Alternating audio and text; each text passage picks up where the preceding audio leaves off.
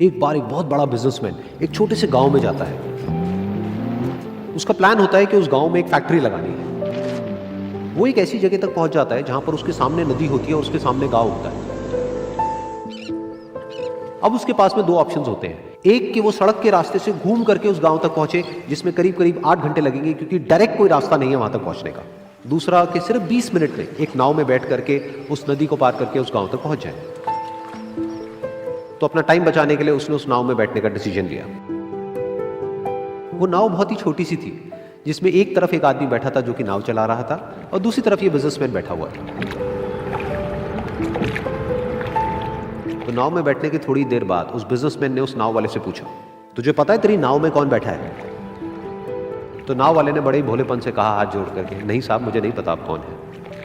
तो बिजनेसमैन बोला, अरे तू अखबार नहीं पढ़ता है क्या? हर दूसरे दिन मेरी फोटो आती है अखबार में।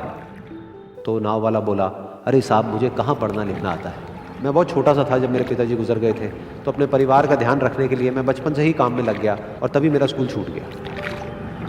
ये सुन करके उस बिजनेसमैन ने उसका मजाक उड़ाते हुए उसको कहा, तुझे पढ़ना लिखना तक नहीं आता है, ऐसी जिंदगी का क्या फायदा? ये सुन करके उस नाव वाले को बुरा तो लगा, लेकिन उसने कुछ नहीं कहा।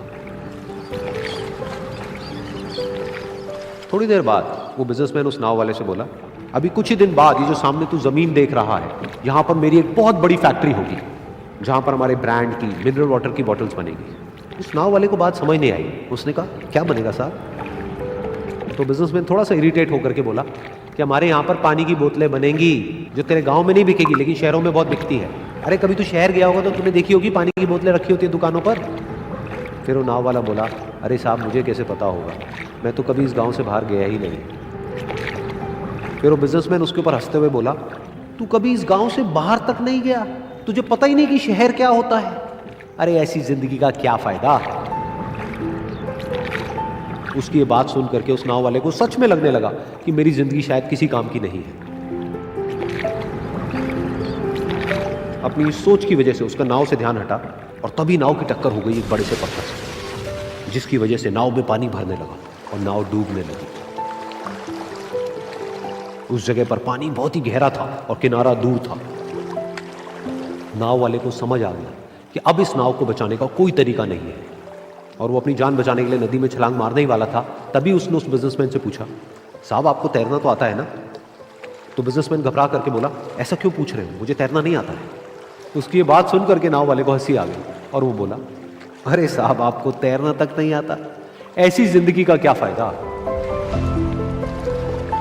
ये सुन करके उस बिजनेसमैन को अपनी गलती का एहसास हुआ और वो हाथ जोड़ करके उस नाव वाले से बोला, तुम जो कहोगे मैं तुम्हें दूंगा, बस मेरी जान बचा लो।